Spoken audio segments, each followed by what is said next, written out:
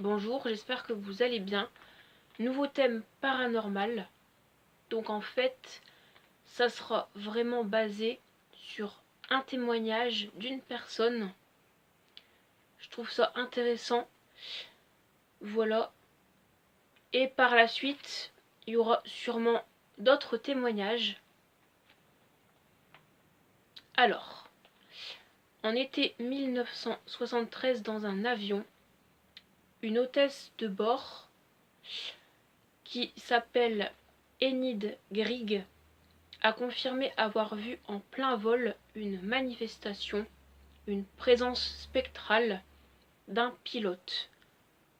Voilà, un commandant de bord, dans l'office de l'appareil qui se tenait juste à ses pieds.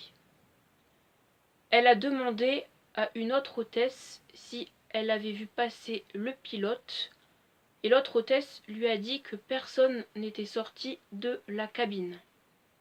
Enid tient à s'excuser auprès du commandant de bord et demanda si l'un d'entre eux était passé dans l'office, mais non, leur répondit-il.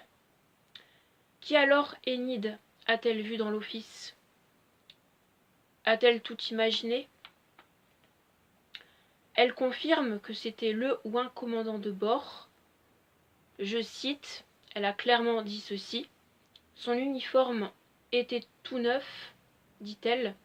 Les garnitures étaient d'un jaune éclatant. C'est bien réel, dit-elle. Donc on peut supposer qu'elle n'a pas tout imaginé. Elle confirme que ce n'était pas un rêve et qu'elle n'a pas rêvé. Ce phénomène a duré jusqu'en 1991, date de la dissolution de la compagnie d'Eastern Airlines en Floride. À cause sans doute de ce qui s'est passé dans le vol 401, j'explique ceci. Dans le vol 401, il y a eu un crash. Sans doute l'énergie du commandant de bord, du pilote, a été transférée et a été transposée dans un objet en brouillant la frontière entre les dimensions. Voilà, au dernier moment. Le vol de l'été 1973, selon une auteure et mythologue du nom de Teresa Bann, tous les phénomènes n'ont pas une explication rationnelle, semble-t-elle penser. Selon elle, des pièces récupérées de l'écrasement du vol 401 ont été intégrées dans la constitution de l'avion de l'été 1973.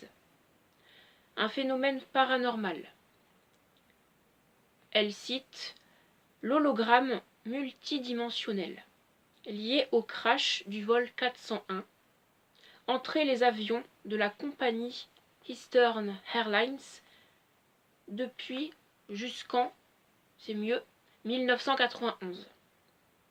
Elle confirme que dans ces avions, il y a eu ceci, voilà, et que ce sont des hologrammes multidimensionnels qui proviennent d'êtres humains encore en vie, en situation de grande détresse, jusqu'avant leur mort,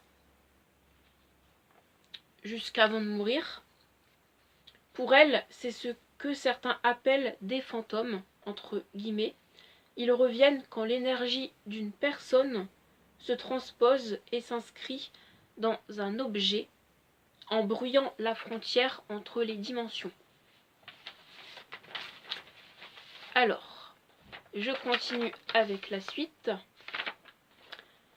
Selon Teresa Bann, ce qui a pu porter confusion pour l'hôtesse Enid Grieg, c'est ceci.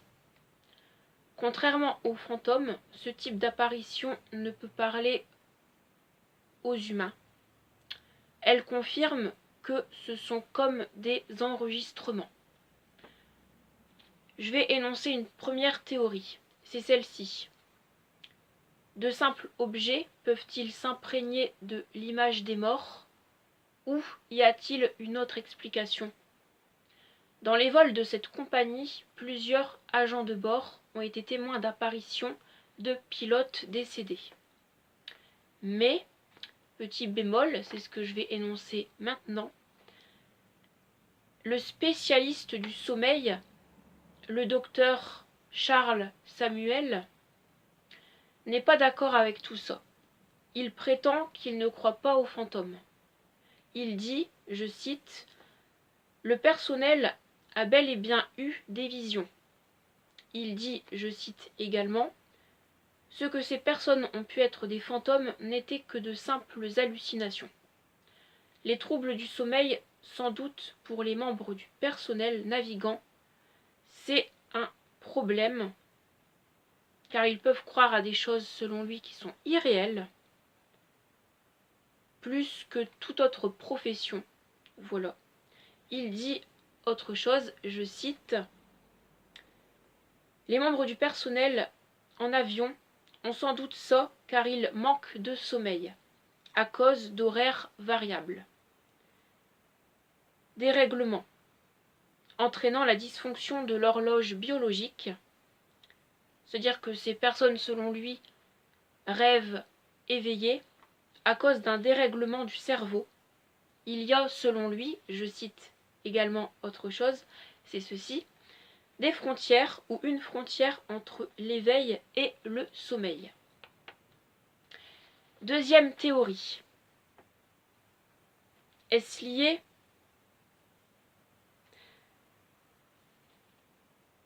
à des choses qui se sont réellement passées dans le vol 401 ?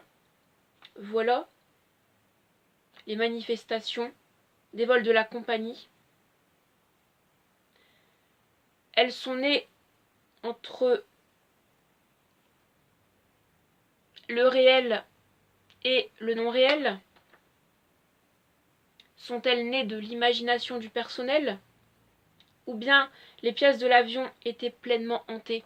Libre à vous de croire aux théories que je vous ai dit.